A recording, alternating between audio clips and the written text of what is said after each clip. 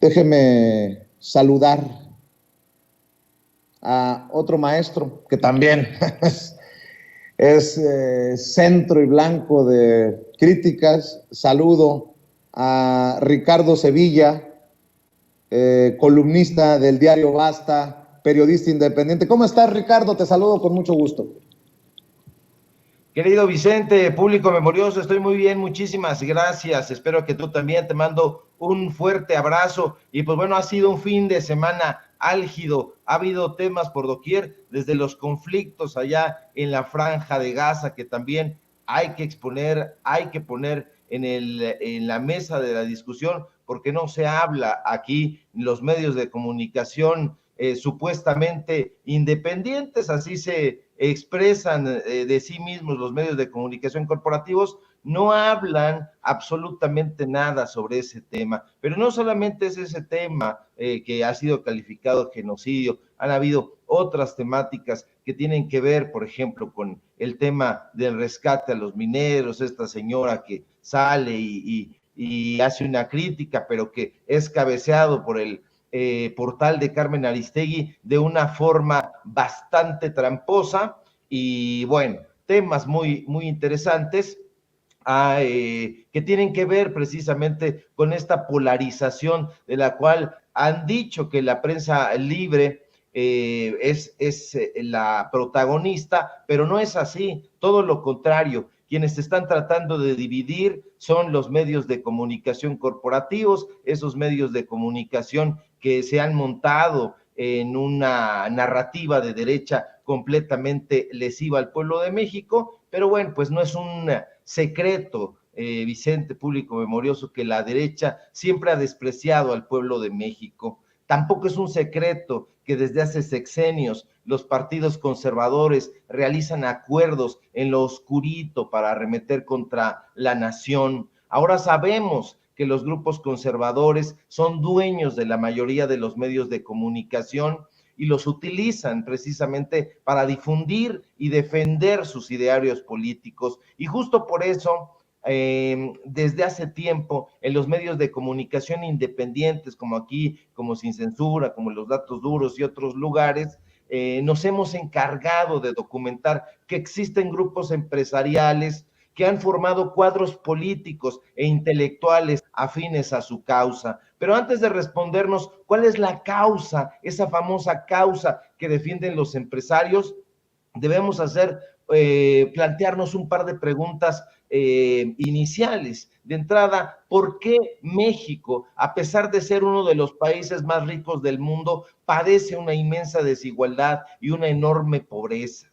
¿Y por qué, a pesar de que el pueblo sufre en carne propia esta miseria y esta desigualdad, la mayoría de las personas no tiene clara su problemática y menos aún cómo poder solucionarla? Y es ahí donde los medios de comunicación, esos medios de comunicación que nosotros hemos aquí exhibido, juegan un papel central, porque al responder a los intereses de sus dueños y no a las premisas periodísticas de neutralidad, de objetividad, de datos duros, son los encargados de propagar invenciones y falsedades que benefician únicamente a sus patrones. Aquí en Sin Censura y en otros espacios hemos hablado con pruebas periodísticas y datos duros sobre quién está detrás de periódicos como El Universal, como Milenio, como El Financiero, como Reforma. También hemos hecho investigaciones sobre los contubernios que han establecido revistas como Nexos, Letras Libres, Animal Político, Eje Central, con diferentes empresarios y actores políticos. Y gracias a esas investigaciones, ahora sabemos que los empresarios, los periodistas y los empresarios de derecha han celebrado una serie de componendas para beneficiar a un puñado de grupos empresariales. Gracias a los reportajes que hemos dado a conocer aquí, gracias a esas investigaciones que hemos publicado sobre Miguel Ángel Mancera, sobre Alito Moreno, sobre Lili Telles, Alejandra Cuevas o Germán Martínez, sabemos que hay políticos y legisladores que se reúnen con Claudio X González, con Alejandro Ramírez, con Germán Larrea. ¿Para qué? Para impulsar estrategias encaminadas a obstaculizar las reformas constitucionales que benefician al pueblo. No es la primera vez que hacemos esta crítica y no es la primera vez que también el presidente López Obrador lo expone en la conferencia mañanera. Hoy sabemos que el PRIAN o que el PRIANREDE no propone nada, pero nada para sacar adelante a la nación. Ahora, gracias a que existen espacios libres donde se pueden difundir las investigaciones periodísticas, sabemos que hay legisladores y legisladoras que solo se dedican a estorbar. Todas las semanas hemos exhibido a toda la gente que rodea a estos personajes aviesos. Son personajes siniestros que, lejos de ayudar al crecimiento y desarrollo de nuestra nación, lo único que hacen es estorbar y entorpecer el progreso de México. No es gratuito, Vicente, que partidos como el PRI, como el PAN y ese cadáver insepulto que es el PRD se opongan, por ejemplo, a la reforma electoral. ¿Por qué carajo se opondría un legislador o una legisladora sensata a que haya elecciones auténticamente democráticas en nuestro país? Eso es un despropósito, pero la respuesta es sencilla y escalofriante. Para tener la posibilidad de seguir haciendo fraudes, para seguir enquistados en el poder y así robarle a la nación. Hace unos días hacíamos aquí en Sin Censura un recuento de las reformas constitucionales que ciertos legisladores panistas, priistas y perredistas han impulsado para beneficiar a una minoría dentro de la cual estaban ellos, desde luego, periodistas, intelectuales, hablamos hasta el cansancio de Loret, de Raimundo Rivapalacio, de Aguilar Camín, de Enrique Krause y de las huestes que ellos comandan. Uno de los imperativos del periodismo real, de ese es del que hablo, y no de las locas inferencias sin ningún sustento, es precisamente concientizar a la población. Por eso nosotros hablamos de periodismo social. Y es que una población despierta y consciente de su problemática económica, social y cultural no permitirá que ningún político, ni ningún legislador, ni ningún periodista malintencionado atropelle sus derechos. No, y justo por eso tenemos que reconocer que López Obrador, aunque haya quien diga lo contrario, es un presidente pedagogo, es un presidente que apuesta a la educación y a la difusión del conocimiento. Lo vemos todos los días dando clases sobre política, sobre literatura, sobre historia. Lo hemos dicho aquí, no es la primera ocasión. Los gobiernos neoliberales y los legisladores y periodistas que trabajan a favor del empresariado dirán que no es de esa manera, pero lo dicen solamente de dientes para afuera o simple y sencillamente al calor de la víscera. ¿Por qué? Porque saben muy bien que es muy peligroso educar al pueblo, y es muy peligroso educarlo e informarlo, Vicente, porque el pueblo, una vez informado y educado, se puede rebelar. Hace muchos años el escritor cubano José Martí decía que un pueblo culto es un pueblo libre. Yo añadiría que un pueblo informado ya no es fácil de engañar. Un pueblo informado aprende a pensar y a cuestionar todos los acontecimientos de su entorno. Un pueblo que desarrolla su capacidad de disentir y cuestionar no se conforma tan fácilmente con cualquier explicación y es capaz de ver más allá de sus necesidades. Si el pueblo mexicano fuera culto, leyera, escuchara las noticias del mundo y del país, sabría que hay muchos periodistas que reciben línea editorial de empresarios y legisladores que solo velan por sus propios intereses. Si el pueblo mexicano se diera la oportunidad de conocer lo que pasa, lo que ocurre en otras partes del mundo, no solamente quitaría su vista del ombligo, sino que se interesaría por la historia, por la geopolítica, y de ninguna manera creería que el origen de todos nuestros males es este gobierno que ha sido acusado de tener a ciertos personajes siniestros tratando de obstaculizar a la Cuarta Transformación. Es completamente diferente a los gobiernos de Salinas, de Gortari, de Vicente Fox, de Peña Nieto o de Felipe Calderón. si nos empapáramos de nuestra realidad y siguiéramos de cerca los acontecimientos y nos dejáramos de inferencias, veríamos que es un despropósito comparar al gobierno que encabeza López Obrador con los gobiernos prianistas. Por favor, hay que ser cuerdos, hay que ser coherentes, hay que ser mesurados. Ese tipo de comparaciones que no tienen pies ni cabeza no abonan al crecimiento de México. El gobierno de Carlos de Salinas de Gortari, lo hemos dicho, de la mano de los legisladores del PRI y del PAN, sacó las tijeras, reformó el artículo 3º constitucional para acotar la educación pública a la gente y solo acotarla a primaria y secundaria, carajo. El gobierno de Ernesto Zedillo, de la manita sudada con el PRI y el PAN, esos siameses del conservadurismo, aprobaron la nefasta privatización de Ferrocarriles Nacionales de México, de la cual tanto hemos hablado y documentado.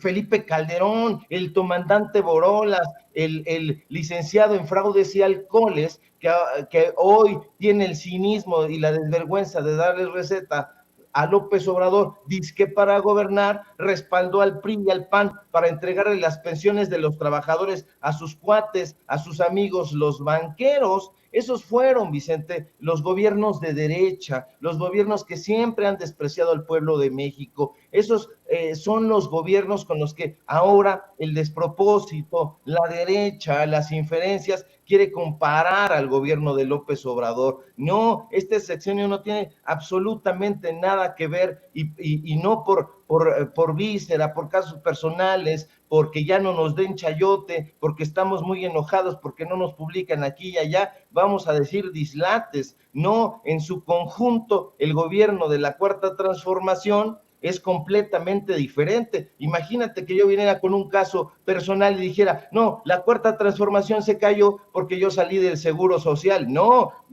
para nada. El hecho de que yo ya no trabaje en el Seguro Social por las razones que hayan sido, no tiene absolutamente nada que ver con que descalifique yo al gobierno de López Obrador. Eso sería una tontería garrafal, pero aquí lo interesante es que la gente sepa que siempre hay intereses están más o menos velados, intereses que tienen que ver con el sospechosismo, que tienen que ver con la poca mesura, que tienen que ver con el billete que le sueltan a Loreda, a Raimundo, a López Dóriga, a Ciro, para que hablen mal del gobierno de López Obrador. Pero sí, la invitación, querido Vicente, público memorioso, es a que se informen y que no nos hagan caso. Bueno, yo digo, no me hagan caso ni a mí. Ustedes sean público memorioso, los periodistas de a pie, los periodistas que buscan, que indagan y que están al pie del cañón, para que no vengamos nosotros con cuentos y les contemos una historia que no corresponde con la realidad. Uf, y recontra mi querido Sevilla, qué bueno que dejas este tema ahí sobre la mesa y literalmente la víbora chillando. Maestro, pues cerremos invitando a la gente para que esté al pendiente de lo que dices en tu canal de YouTube, que esté al pendiente de lo que dices lo que escribes en el diario Basta, querido Ricardo. Pues hay que echarle, échele. Hay que echarle, querido Vicente. Muchas gracias por tus diferentes palabras, como siempre. Te mando un fuerte abrazo a ti, a la audiencia, al público memorioso. Síganme, por favor, en mis redes sociales, en Twitter, @Sevilla Crítico, en Facebook, Ricardo Sevilla, así nada más, en el diario Basta, ya publicamos y compartimos la columna del día de hoy, por supuesto, aquí en Sin Censura. Nos vemos a las 4 de la tarde en Informativo Basta, a las 8:30 en Los Datos Duros, así MX, de corridito como se escucha, y si todo marcha bien, ojalá que sí, querido Vicente, nos encontramos por aquí el día de mañana, pues para seguir dándole de palos a esa víbora y que chille fuerte para que la oigan esos saurios del neoliberalismo. Así es, te agradezco, Ricardo Sevilla, el maestro Ricardo Sevilla, hablando con nosotros sin censura. Y déjeme ir rápido porque se nos queman los frijoles.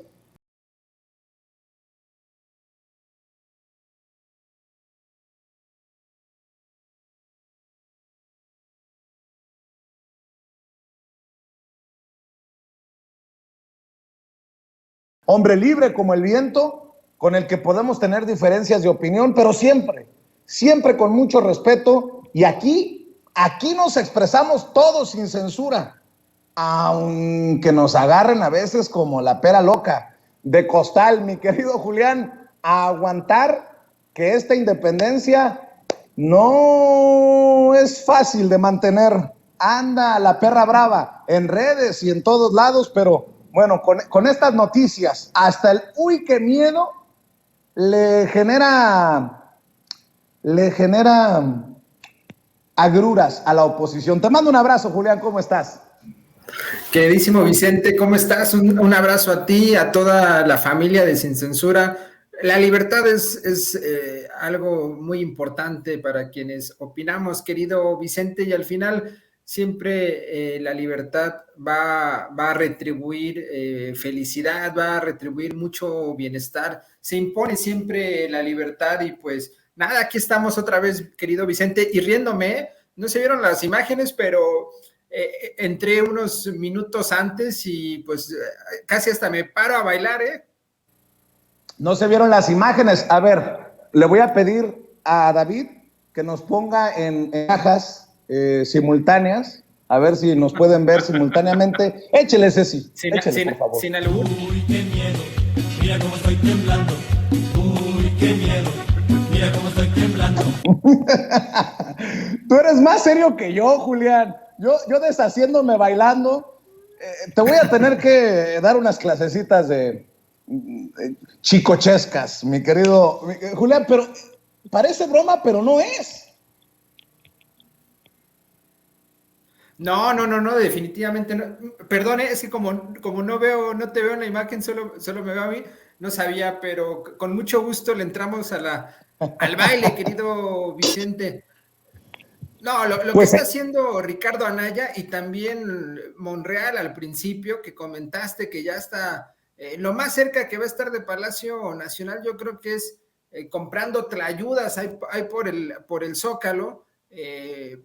Pasa lo mismo que con Ricardo Anaya, Vicente, y con otros tantos personajes que pues no han sido cercanos al pueblo, incluso aunque digan que vienen del pueblo, particularmente Monreal, pues no es lo mismo nacer en cuna pobre que ir creciendo y después olvidarte pues del pueblo, de los pobres. Yo creo que es algo que ha pasado con él y entonces de poco sirve estar ahí presumiendo que pues vienes desde la pobreza cuando pues no se ve que hay mucho interés, cuando se ve falso tu discurso. Igual con Anaya, ¿te acuerdas que hace unos meses intentó ir a las casas de ciertas familias donde todo estaba arreglado, donde había mucha producción? Y pues realmente no le funcionó porque la gente sabe perfectamente cuando un discurso, cuando un personaje es honesto, Vicente.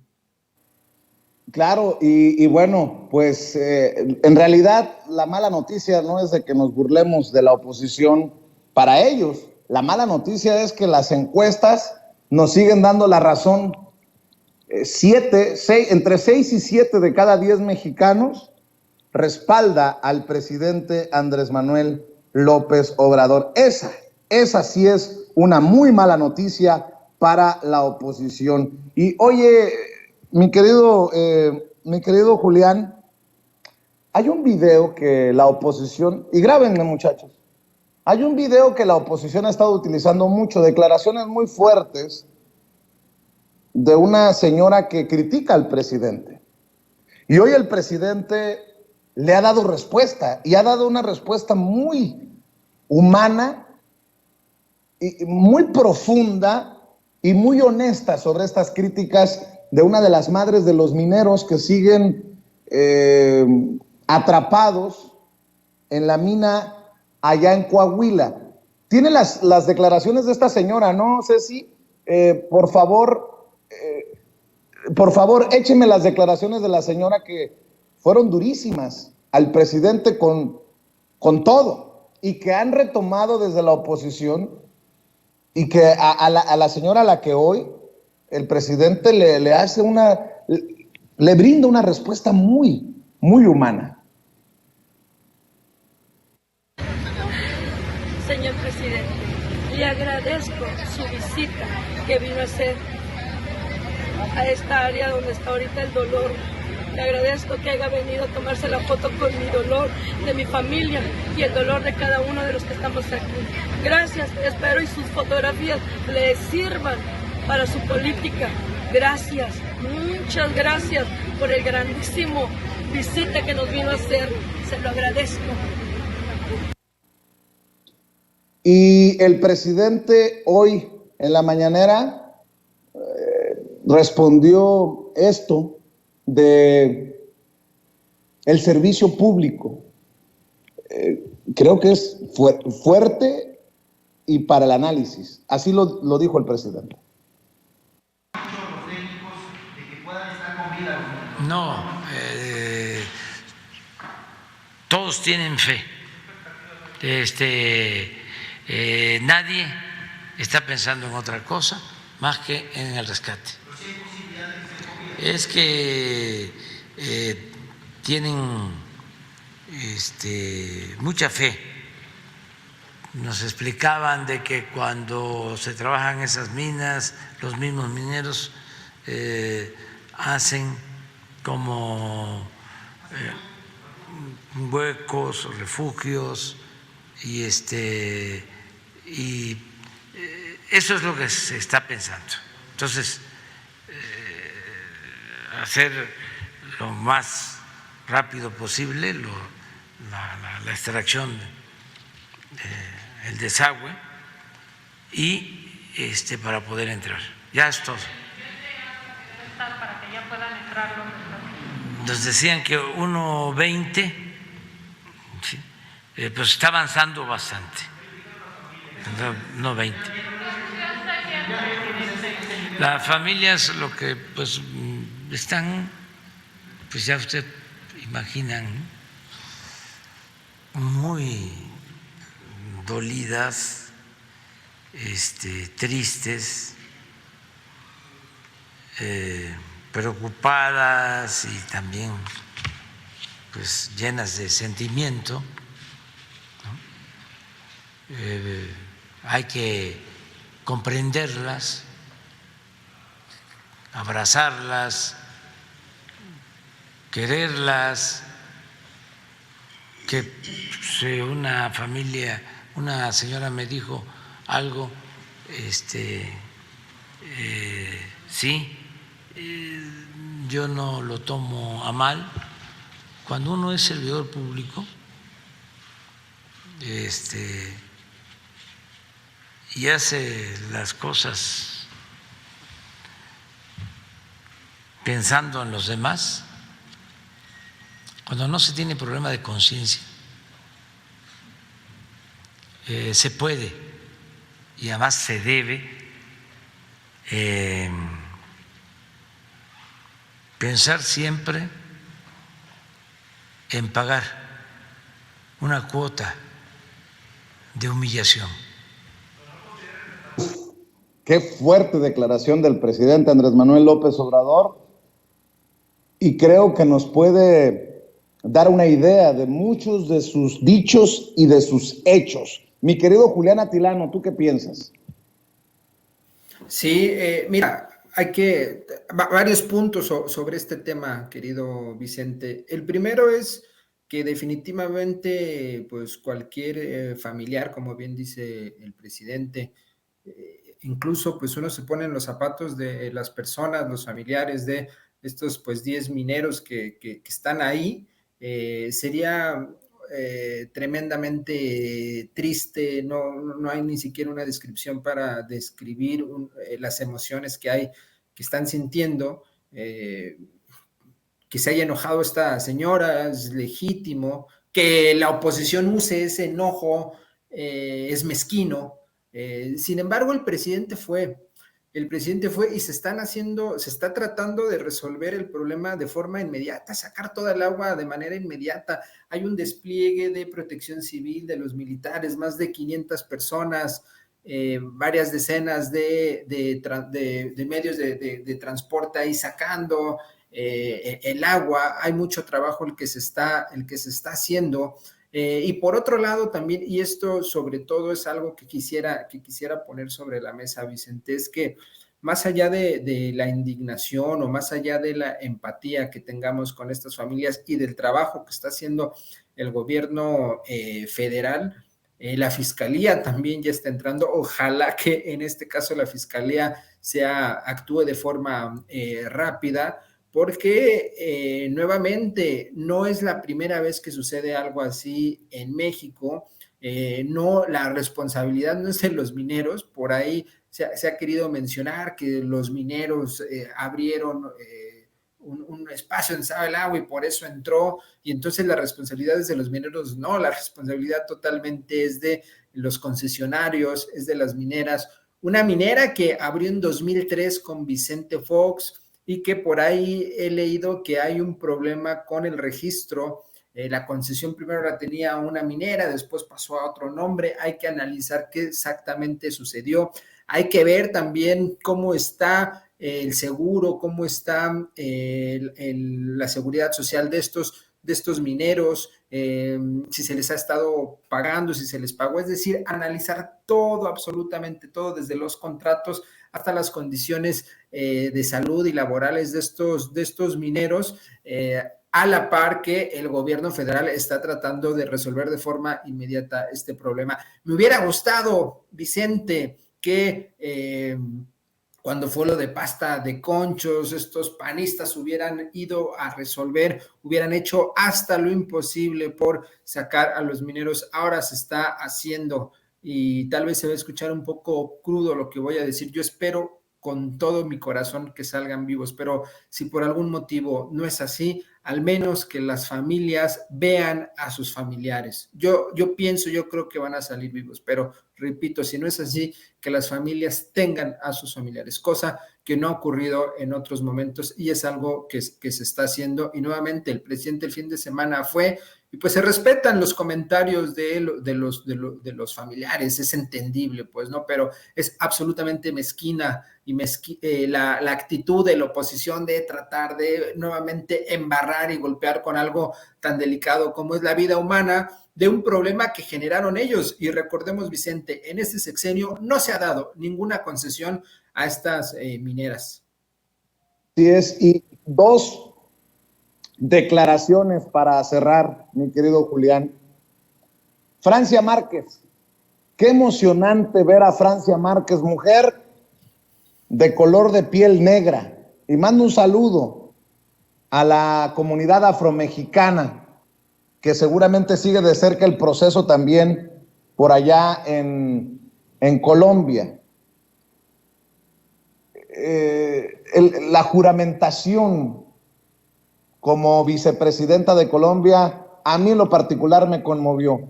Esto fue lo que ocurrió, esto fue lo que dijo Francia Márquez al juramentar como vicepresidenta.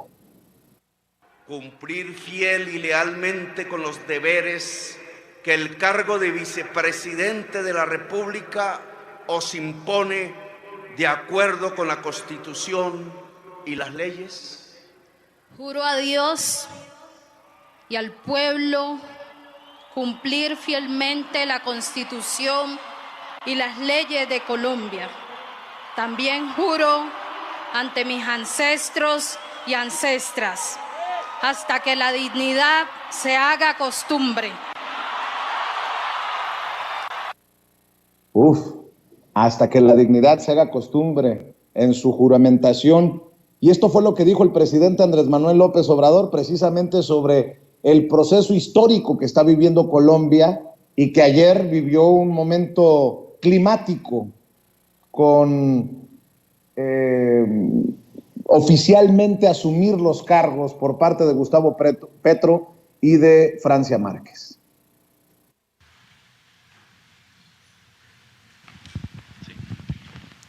Buenos días, presidente. Hans Salazar, de Noticiero en Redes. El día de ayer tomó ya posesión el nuevo presidente de Colombia, Gustavo Petro, y la vicepresidenta Francia Márquez. Preguntarle si ya hubo una representación por parte del gobierno de nuestro país, pero preguntarle si hay alguna intención de un encuentro con el nuevo presidente de Colombia. Es mi primera pregunta. No, pues ahora no, pero desde luego estamos muy contentos porque es un cambio histórico en Colombia. Ya he hablado en otras ocasiones de lo que ha significado el conservadurismo en Colombia, muy fuertes, muy duros, y históricamente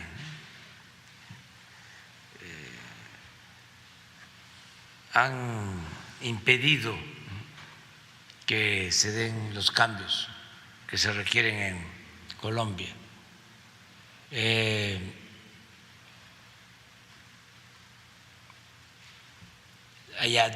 Hay abiertamente dos partidos, conservadores y liberales, y el conservadurismo ha tenido mucha fuerza.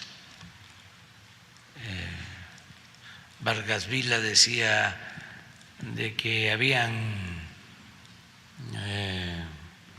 dictadores tiranos en Colombia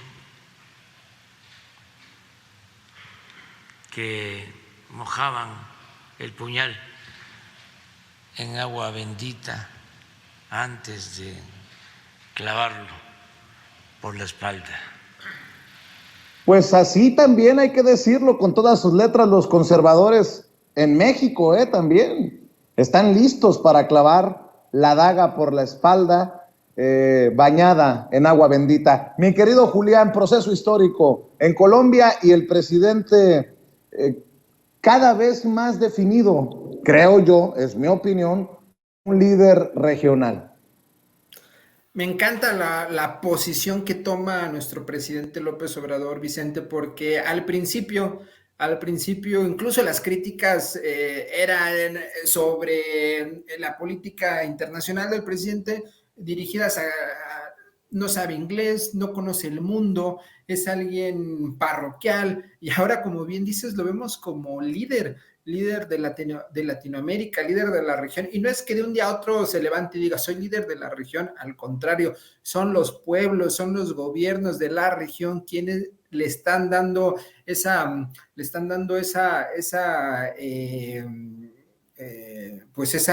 posición de líder en Latinoamérica, no solo por el trato que está teniendo a favor de los migrantes, sino también, recordemos, si no es gracias a México, a Cancillería, al gobierno, yo creo que pudieron haber matado a Evo Morales, y ahora incluso en Bolivia nuevamente gana la izquierda. En Colombia, al igual que en México, por primera vez tienen en la historia contemporánea un gobierno de izquierda. México está ahí, López Obrador está ahí presente. Y mira, algo que quisiera también comentar respecto a Francia Márquez, es que además de ambientalista, Vicente, ella, no sé si aquí la familia de Sin Censura lo sepa, ella fue empleada doméstica o trabajadora del hogar. ¿En qué gobierno, en qué país alguien que fue empleada doméstica tiene la posibilidad de llegar a ser vicepresidenta? En pocos, diría yo, y esto se debe a los movimientos revolucionarios, populares, pacíficos, como el que ha vivido México a partir del 2018 o como vive Colombia, y eso dignifica también al ser humano, porque entonces se ve la política como un espacio abierto, plural, para muchas personas y no solo un espacio para las élites, como se ha vivido en gran parte del mundo. A mí eso me da mucha alegría, y además, pues todo el ideario de Petro, de izquierda que tiene, está en contra del extractivismo, está a favor de los impuestos a los más ricos y una serie de propuestas que está implementando. Me encantaría ver pronto una reunión entre López Obrador y Gustavo Petro, porque hay gente aquí en México de izquierda, pero que en realidad son de derecha, esta progresiva buena ondita, que todo lo que no sea México y se llame de izquierda, si funciona, si es real, pues habían dicho que pues Petro sí era verdaderamente alguien de izquierda, y días después resultó que Petro reconoció las palabras de apoyo que expresó López Obrador. Espero que pronto sea esta reunión. El presidente dice que todavía no hay alguna fecha, pero eso va a hermanar aún más a dos pueblos hermanos como son México y Colombia. Yo aplaudo mucho esta toma de protesta de Gustavo Petro y sobre todo, Vicente, que alguien que ha sido empleada doméstica pueda llegar a ser vicepresidenta, porque ahí sí vamos a ver la representación del pueblo, ahí sí vamos a ver cómo alguien que ha llegado a la política va a ver por gente que realmente sabe los problemas que tiene el país, Vicente. Así es, querido Julián, siempre es un placer saludarte, siempre es un placer escucharte aquí en Sin Censura. ¿Por qué no cerramos invitando a la gente para que te lea, te vea, te escuche?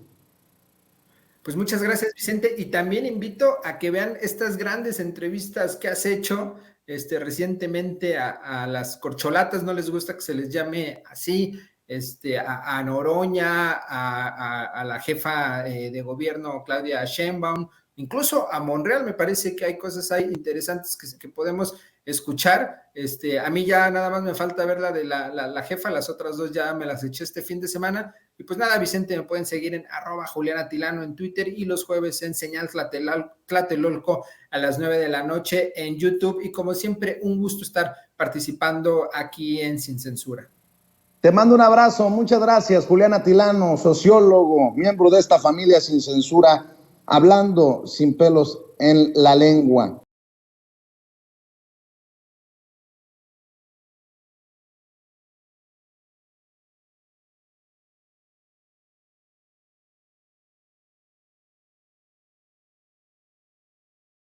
Déjeme saludar a nuestras dos amigas, a nuestras dos compañeras, la licenciada Laura Ceballos Alcázar, abogada por la UNAM, con especialidad en Derecho Electoral y colaboradora de Sin Línea MX. Licenciada, ¿cómo estás? Te saludo con mucho gusto.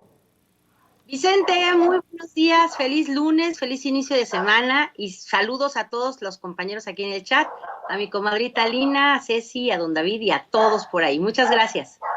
Te saludo con mucho gusto y también saludo precisamente a nuestra reina de Xochimilco, nuestra querida Alina Duarte. ¿Cómo estás, Alina?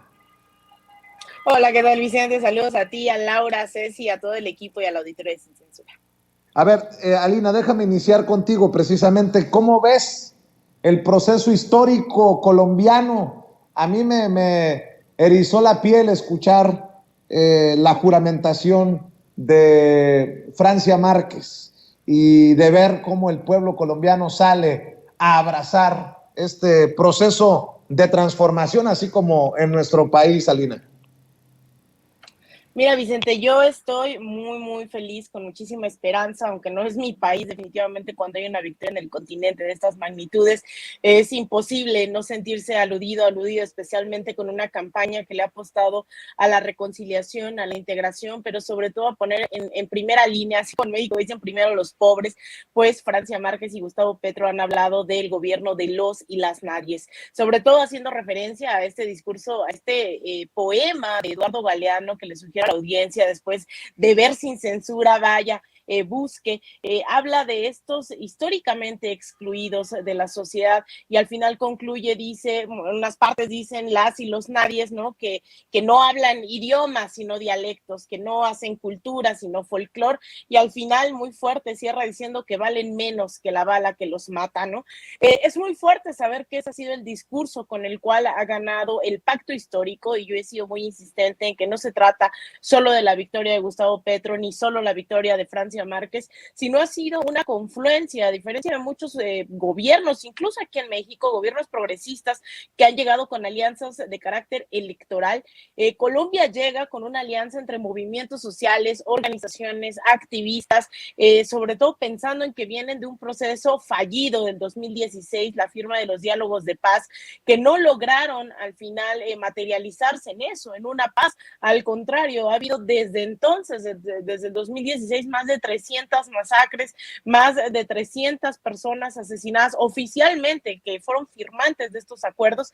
Sin embargo, hablan los miembros que firmaron estos acuerdos, que son más de 600 personas, más de 1,300 personas asesinadas, defensores de derechos humanos, del territorio, activistas. Es un país marcado, México lo sabe bien, marcado por la violencia, y de hecho, así como en 1999 se firmó este Plan Colombia, pues aquí en México firmamos la iniciativa a Mérida, que es copia y calca. Sin embargo, allá ya llevaban 2 siglos desde el proceso de independencia, Vicente, que no habían visto un gobierno de izquierda, y aquellos que intentaban llegar a la presidencia en Colombia eran asesinados como candidatos o ya una vez que habían tomado posesión. Y es muy simbólico ayer ver que, por ejemplo, una persona como José María Pizarro, hija de uno de estos presidentes que habían llegado a la izquierda, que fue asesinado, es quien toma la banda presidencial y la coloca en Gustavo Petro. Una Francia Márquez que fue trabajadora del hogar, ¿no?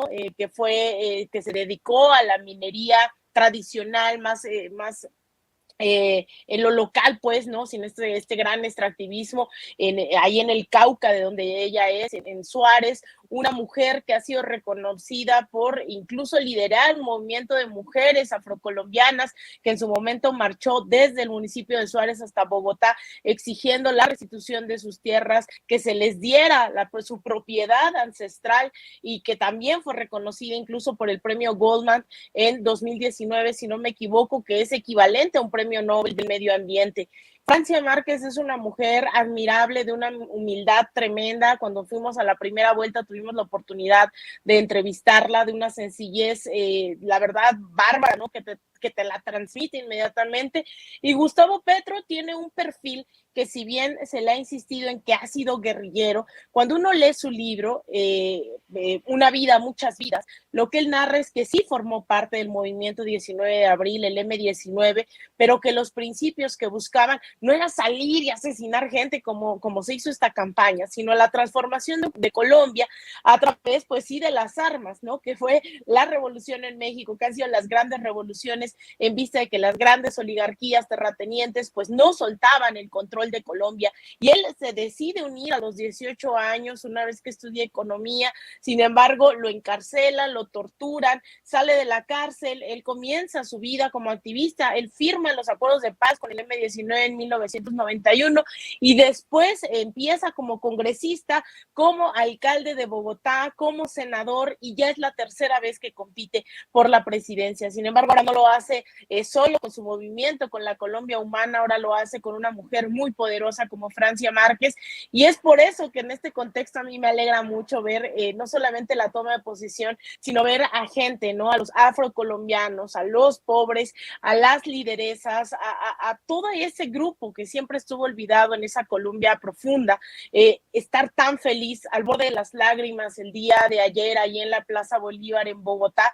Así que yo auguro que también, pues, al menos va a ser difícil, evidentemente, ya muchos hablan de que no es un proceso de ruptura, de revolucionario, ¿no? No es un proceso socialista ni comunista, ni mucho menos, es un proceso de transición, un proceso que incluso se ha tenido que sentar con la ultraderecha, que por la vía de los hechos sí tiene el poder en Colombia, pero no tiene de su lado a la población. Entonces, la verdad es que bastante emocionante. Yo estuve muy al pendiente de estas declaraciones, y más emocionante aún viendo que pues habla de esta unión en América Latina, que invita a los gobiernos progresistas, y que días antes, hay que recordar, lo reportamos aquí, una Francia Márquez que estuvo pues un poco cerrando esas alianzas a través de una mini gira antes de esta toma de posesión. Se reunió con Lula, con Cristina Fernández de Kirchner, con Alberto Fernández, Lucho Arce, con Evo Morales.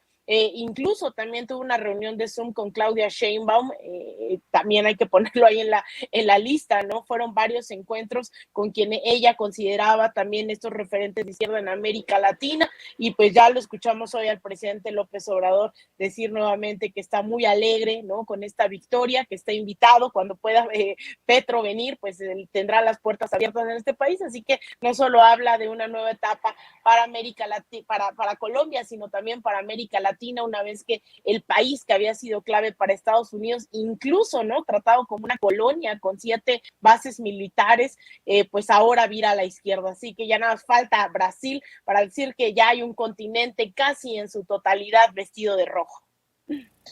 Mi querida Laura, en este sentido, pues Colombia, con su proceso de transformación, una transformación casi generalizada en América Latina, y ahí en el centro Andrés Manuel López Obrador, quien no va a la toma de posesión de Gustavo Petro, que está en el tema de la mina en Coahuila, va la esposa del presidente, Beatriz Gutiérrez Müller, obviamente allí estuvo también el canciller Marcelo Ebrard.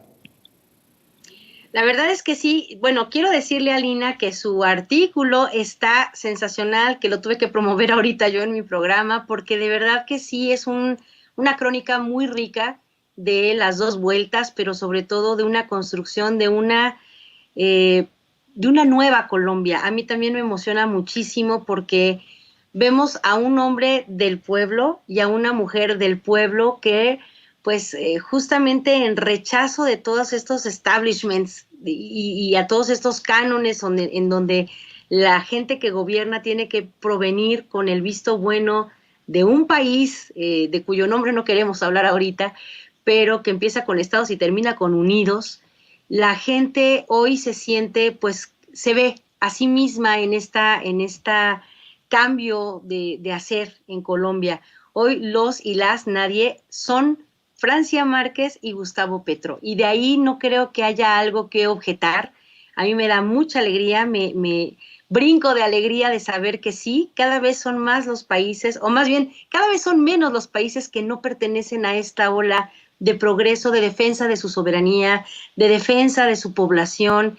Entonces es muy emocionante lo que estamos viviendo, y bueno, el presidente en perfecta congruencia, como siempre es, de su política exterior, es hacer lo que debe hacer al interior, y no iba a ir a quedar bien a Colombia dejando, pues, no al garete, porque el presidente desde el minuto 1 en que se enteró de esta desgracia de la mina, pues tomó las acciones necesarias y envió personal y envió a Laura, la directora aquí de Protección Civil, y a la Guardia Nacional, y el general Sandoval, aunque estaba con COVID, pues envió a la gente que tenía que hacer los trabajos, y él termina justamente su gira de trabajo del fin de semana en la mina con las personas que de repente nunca falta el negrito en el arroz, que se quejan de lo que hace el presidente y no recuerdan lo que hizo el Saco de Pus en una situación similar, en donde pues ni al presidente, ni a los empresarios, ni a nadie les importó los mineros que quedaron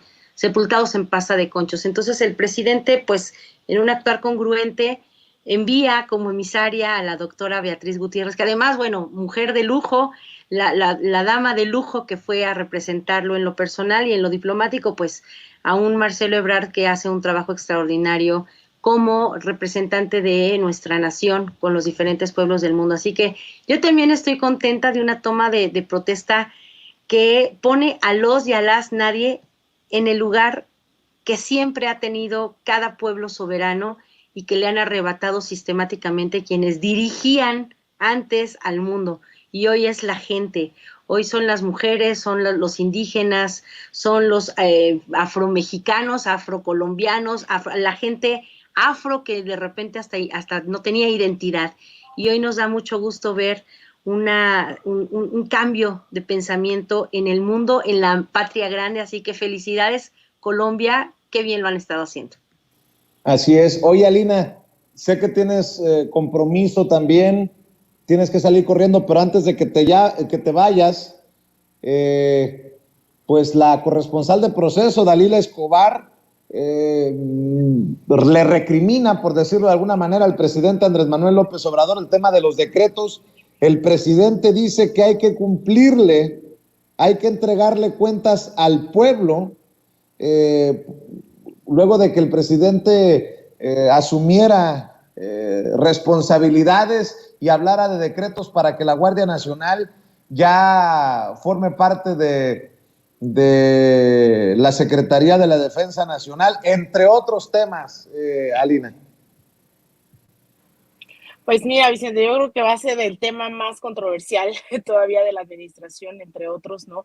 Hemos visto el actuar distinto, creo que ese es uno de los tantos puntos que hay que poner sobre la mesa, mientras en pasta de concho se olvidaba a la gente, ¿no? Y se dejaba ahí porque ni siquiera les interesaba al gobierno. Pues ahora hay un gobierno que pone a disposición a cientos de elementos para el rescate de los mineros, y que espero también eso genere, ¿no?, una oleada de exigencias para el trato digno de las y los trabajadores en estas condiciones.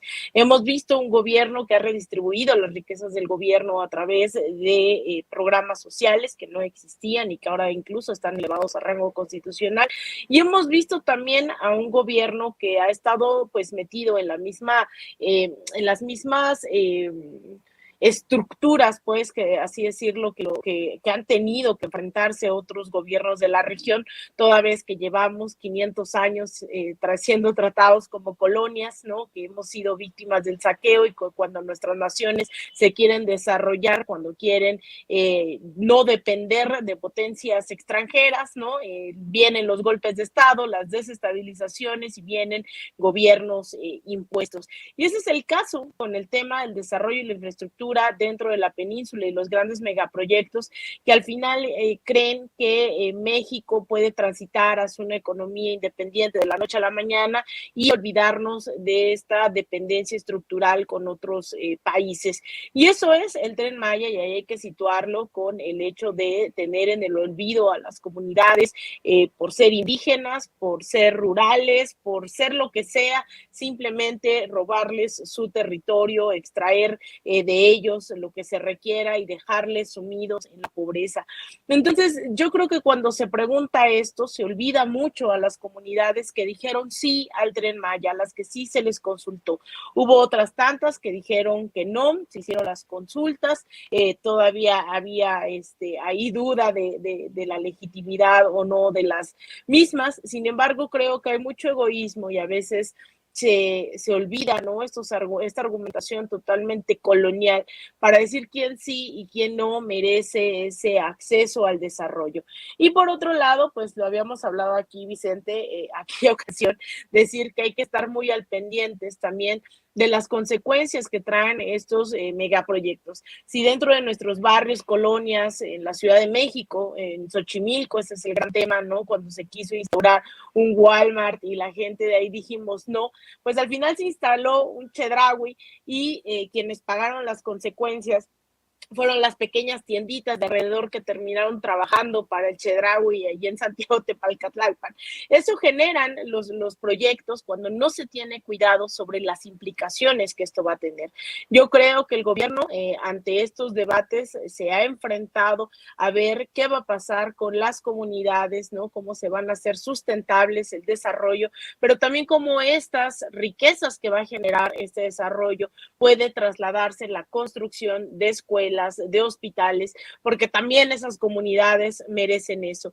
Entonces, yo creo que es lamentable que en vez de tener estos debates como los estamos teniendo aquí, haya ciertos medios de comunicación que les están usando para el golpeteo, ¿no? Para llenar estas campañas de grandes organizaciones, sobre todo financiadas por Estados Unidos, comprobadas, esto no es una conspiración ni mucho menos, y pensar que estos megaproyectos al final solo van a beneficiar a las empresas que los construyen, ¿no? Yo creo que hay que pensar siempre en la población y eso es a lo que se refiere el presidente López Obrador.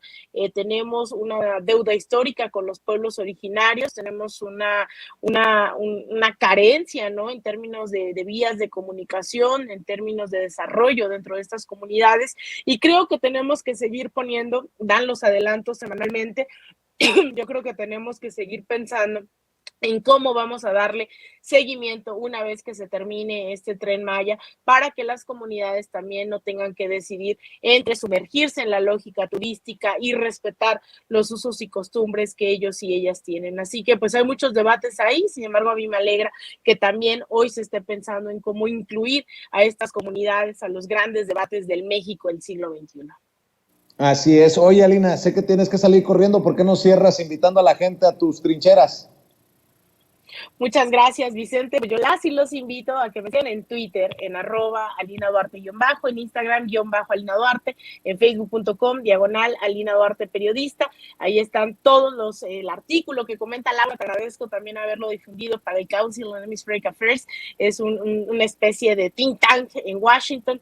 Publiqué un largo artículo sobre Colombia, las y los nadie, que les invitaría que puedan revisar. También un reportaje en Canal 14 en los medios públicos sobre lo mismo. Y pues, Vicente, agradecerte siempre el espacio y estar listo para el debate, y nos debemos mesas y mesas y mesas sobre Colombia, sobre América Latina. Te mando un abrazo a ti, a Laura, a Ceci, a toda la audiencia y al equipo de Sin Censura. Gracias, querida Lina. Y licenciada Laura Ceballos, dame tu opinión. Le pregunta Dalila Escobar si es la ruta democrática la de los decretos. Se ve que no les queda claro a muchos de qué se trata y qué es lo que se hace sin violar la Constitución, Laura. A ver, a doña Dalila le hacen falta unas clases de poquito derecho. La democracia, que es justamente la que llevó al presidente a ser presidente, lo coloca en la silla presidencial con una abrumadora mayoría de los ciudadanos que fuimos a votar. Pero además, digamos que el presidente tiene una serie de facultades consagradas por la propia Constitución y entre ellas está, pues precisamente mandar a que se hagan estas cosas por la vía, digamos que sin preguntarle al Congreso, nada más pidiendo, bueno, paloméamelo y entonces ya lo apruebo. Hacer un decreto, esos famosos decretazos que estuvimos viendo cómo se enojaban los prianistas. ¡Ay, ¿por qué el presidente? Porque es su facultad. No está violando la ley en ningún modo. Ahora, el presidente ha querido ser muy constructor de puentes, ha querido invitar a la oposición a que se sumen, a que logren entender que la soberanía del país depende en gran medida de que deje de existir esta continuidad de entregar todo a gobiernos extranjeros o a grupos de poder económico dentro del país. Por ejemplo, cuando hablamos de la reforma eléctrica, dijimos que era importante que no tuviéramos este vicio de quererle entregar a una empresa particular de México o del mundo el derecho de producir, distribuir y cobrar la luz al precio que quisiera, porque para eso nosotros tenemos una empresa del Estado que hace esas funciones y las hace siempre con la idea de mejorar las condiciones de vida de las personas, siendo la luz un derecho que se puede considerar humano, porque hoy no podemos concebir ni las comunicaciones, ni la salud, ni las operaciones bancarias, ni la escuela, por ejemplo, si no hay luz. Entonces, si nosotros le damos la oportunidad a una empresa extranjera, pues puede venir a cobrarla a lo que se le hinchen las patas, lo que está sucediendo en España. Lo mismo con la situación de la Guardia Nacional, con la situación de la reforma electoral y cuántas otras más que podrían haber sido, digamos que dictadas por decreto, porque el presidente puede, porque es una de sus facultades. Sin embargo, regresando a la idea, el presidente ha querido darles la oportunidad de sumarse, decirles, a ver, abramos debate, entiendan cómo es que la gente quiere que se lleven a cabo estos foros, quiere escuchar, participen, pero como son tan cerrados, como son unos opositodos, así les dijeran, oigan, miren, esto va a servir para que ustedes respiren mejor y tengan buena vida. No, tampoco nos cancelamos, en el avión se caen estas manguelitas de oxígeno y con tal de llevarle la contraria al presidente que fuera el capitán y les dijeran, oigan, pónganselas, no. Con tal de llevarle la contraria, las arrancamos y nos morimos sin respirar, pero no te vamos a hacer el caldo gordo. No entienden que ser opositor no es decir que no a todo, sino llevar a la discusión políticas que eventualmente se puedan volver políticas públicas a favor de sus electores y no decirle que no a todo. Y tampoco implica seguir permitiendo que ellos hagan negocios, como hemos visto ahora estos panistas que ahora son ya perseguidos políticos. Todos los panistas ladrones son perseguidos políticos, pero que ya fueron descubiertos en sus negocios inmobiliarios de las alcaldías de la Ciudad de México, Benito Juárez y alguna otra que por ahí andan buscando cómo es que se hacían de negocios. Eso es a lo que ellos están acostumbrados, a que les den un departamentito, una lanita acá, un carrito allá, por aprobar reformas. Y entonces, pues sí, como dice Alina, requieren de voceros, digamos que acreditados como medios políticos, medios de comunicación que lleven el tema político a la mañanera, porque ellos saben que ni legislativa ni jurídicamente tienen manera de decir que es ilegal lo que hace el presidente. Pueden salir y echar el alarido que quieran y mentir todo lo que les dé la gana, que para eso tienen las 3 neuronas funcionales, pero para decir algo que es falso, que el presidente no puede, pues mienten. Entonces, por eso es que mandan siempre esta idea de la insidia y de hacer trastabillar al presidente a ver si de pura casualidad se equivoca, y lo agarran en la maroma, nada más que no saben que el presidente tiene un colmillo que le arrastra y hace surco. Cuando ellos van, el presidente ya fue y vino. Entonces, es una de sus facultades, pero pues a Dalila no le informaron. Así es. Oye, querida Laura, ¿cómo ves rumbo al 2023 a la coalición, a la alianza Va por México, que se anda desmoronando porque Marco Cortés, el presidente nacional del PAN, pues nos dio luz de que el PAN iba con su candidato en el bastión panista que significa el Estado de México. El presidente del PAN destapó a Enrique Vargas del Villar, diputado local panista allá en el Estado de México, para competir contra la maestra Delfina Gómez por la gubernatura del Estado de México el próximo año. Lo que pasa es que el señor Enrique Vargas del Villar no es una blanca palomita, mi querida Laura, y parece que no se ayudan ni ellos solitos, Laura. No se ayudan ni se ayudarán. Y es que ahí te va. Mira, ahorita hice el programa justamente haciendo la división o la diferencia. Una cosa es ser corcholata y otra cosa es ser una fichita.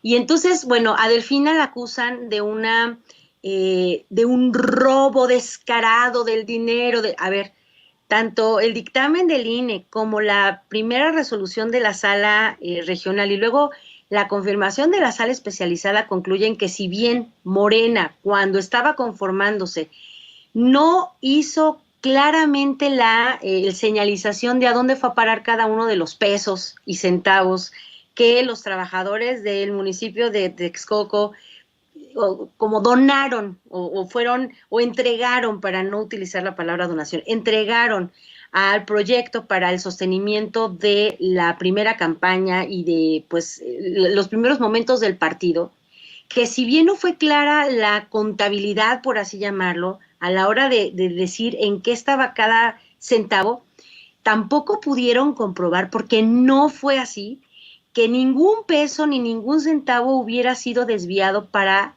la cartera personal de Delfina. Por tanto, Delfina no es una ladrona como ellos han querido hacer ver que el Delfina pues era obligaba a los pobres trabajadores y además es una rata. No, el dinero no fue fiscalizado de manera adecuada, no fueron clarificados a dónde fueron, pero en los 3 documentos, digamos, tanto del INE como las 2 sentencias del tribunal, se dice claramente que si bien no hicieron con claridad la fiscalización, en ningún momento hubo un desvío de dinero. Además, estamos hablando de aproximadamente 4.5 millones de pesos que sirvieron para construir campaña.